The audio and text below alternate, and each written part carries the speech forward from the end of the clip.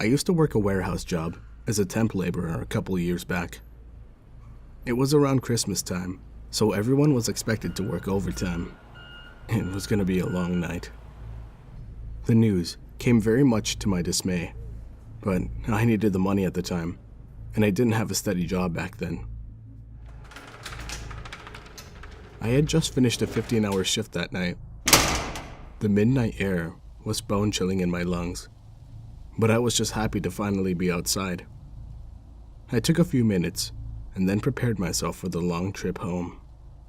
As I left the warehouse, I looked at my phone for the time, which only had 12% battery, of course. 4 a.m. I had no idea how I was going to get home. The bus service was very limited at this time. I figured I'd hit a main road and try and catch a cab from there. But it was about a 15-minute walk to get there, so I began to cut through the industrial buildings and made my way down the dark alleys and loading zones. And then, from the corner of my eye, I could have sworn I saw a shadow move in the distance. I initially figured it was my mind playing games. I had been walking through dark and bright areas intermediately, so I attributed it to that and continued walking. I first chose to ignore it, but then I had a strange feeling flood over my body. The hairs on my body stood up, and I decided to take off my left headphone. I could hear the sound of footsteps, growing closer and closer, and then I felt the tip of a knife touching the base of my spine. "Give me all of your goddamn money, and I won't have to hurt you." I was paralyzed with fear. I never turned around. One wrong move, and I would never walk another day. I sure as hell wasn't going to risk my life for $30, so I let him know that I was reaching for my wallet and pulled out the cash. "And your phone." Again, I was really tight on money at the time, so I had only been using a monthly membership flip phone. The man seemed to scoff in disappointment, choosing not to take my phone. He stood silently for a moment. Then he sighed, perhaps in realization and understanding of my situation and what he was doing. "All right, now get out of here before I change my mind." The sound of his footsteps faded as he slowly walked back into the shadows. I ran like the wind and never looked back. So, to the guy who robbed and nearly killed me for a fix, let's not meet again.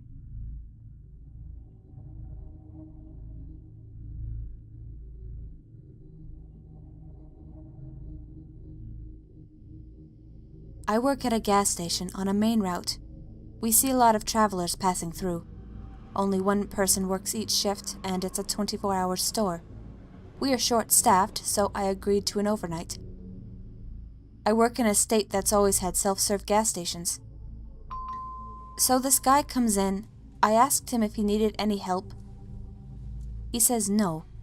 He's getting gas at the pump but needs to use the bathroom. I go back to work on whatever invoices we got yesterday. The guy uses the bathroom and then goes back outside. About 5 or 7 minutes later, he comes back inside and tells me that he's confused about the pump. He directly says, "You might have to come outside and help me." Customers don't often say this. They usually just complain that it's not working, so I'm already feeling weird about this guy.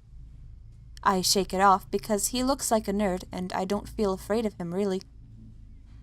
I look at the register to see what error it came up for his pump, and there's no errors. The register doesn't even say it was in use. Even if someone tries to pay and nothing's wrong with their payment, it will at least say, "Payment/loyalty timed out." But literally, it had no sign of him trying to use it before asking me for help. I ask him if he wants to just pay inside. He agrees to, gets his wallet out of his car, and then pays $10. I give him his receipt, and he says, Can you help me, lady? I don't understand the machine. and I say, we aren't really allowed to leave the store during overnight shifts, as it's just me here and it's not safe to go outside. I don't know why I told him I was alone, but he wasn't seemingly threatening. He proceeds to say, I don't understand what it's asking me. I need help. I'm not scary. I tell him again that I can't go outside because it's store policy for the overnight shift, and say, it's not that you're scary, I just can't go outside. I would have to tell a little old lady asking for help at this hour the same thing. Which is true, we can't even take out the trash during overnights. He starts to walk away from the register counter now, but then again stops at the door and asks me one last time to come outside and help him. I'm pretty annoyed at this point. I've said no twice now. I'm not going, so stop asking. I finally say, in a super annoyed tone, okay, all you need to do is 1. Pick up the nozzle, 2. Select fuel grade button, and 3. Put it into your tank and squeeze the handle. I'm not going outside. Then he finally goes back to the car, and the register tells me he had no trouble pumping gas. Also, his plates seemed like they're from the state I work in. This kind of thing wouldn't make me suspicious usually, but the fact that he originally opted for me to go outside instead of bringing money inside at 3 a.m. is weird, along with how he didn't bother to use the pump before he came back inside to ask for help, claiming it wasn't working, and him not taking my first no for an answer. No means no. So, potential gas station abductor, let's not meet again.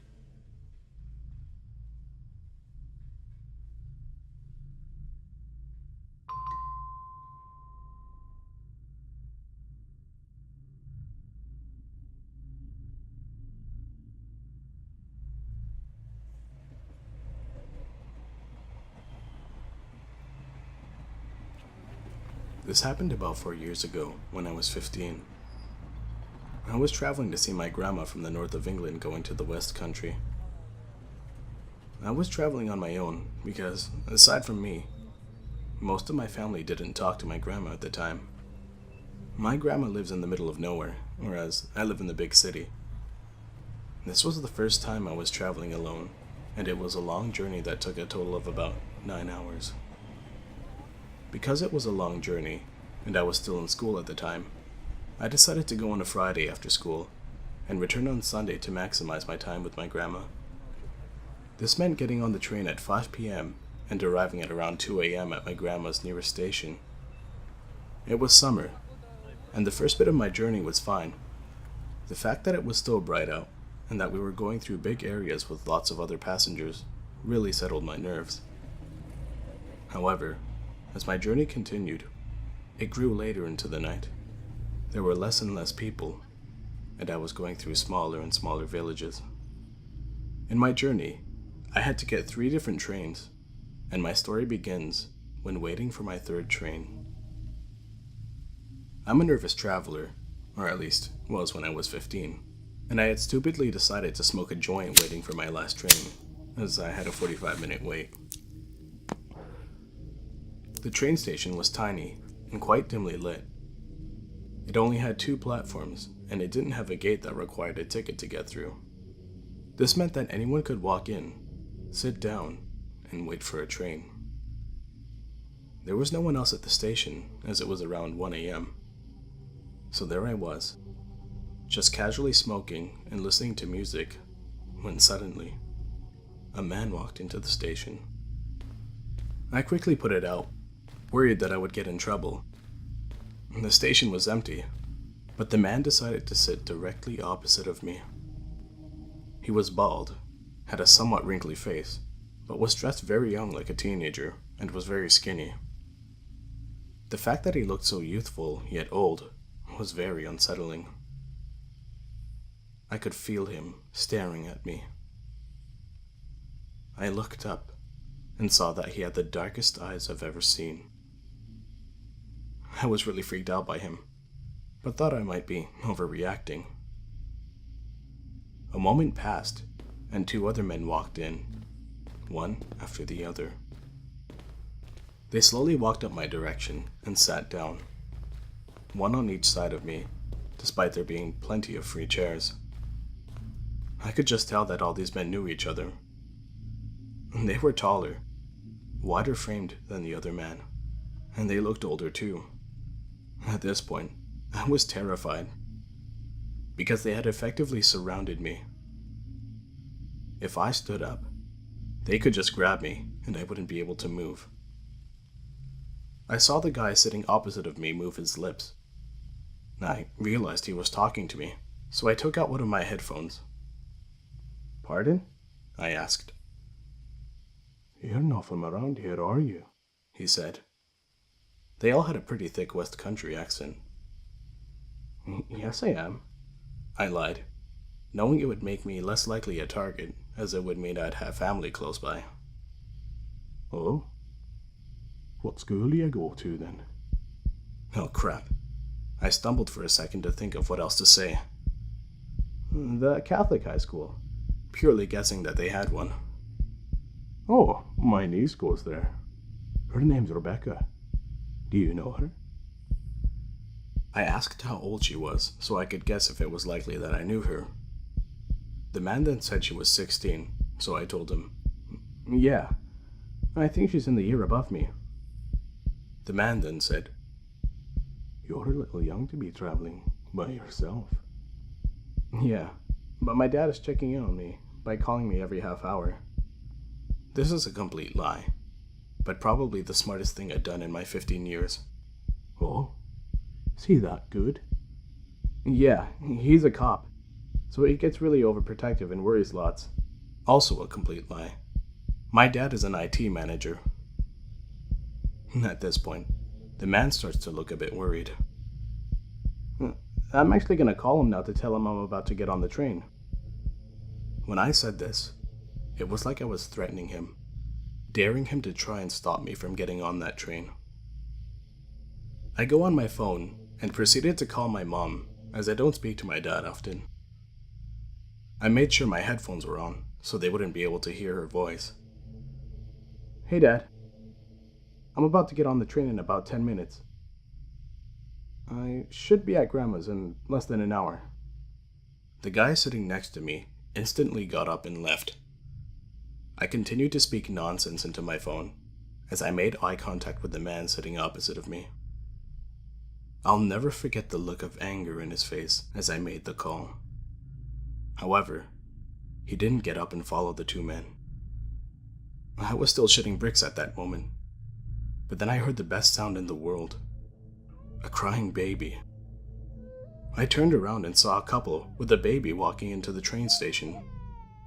I have never been more pleased in my life to hear a baby crying in the train station. The creepy man then got up and left as the couple sat down. The train then arrived, and I sat where I could see the couple and that they could see me. I then called my grandma and asked for a lift from the station, because the last thing I wanted to do was walk down the dark country road. When I later told my grandma about it, she said I should talk to the police about it, because apparently people do target strangers passing through the small villages in her area. I'm just glad I was able to bullshit my way through that weird conversation while being stoned. Anyway, creepy guy at the train station, let's not meet again.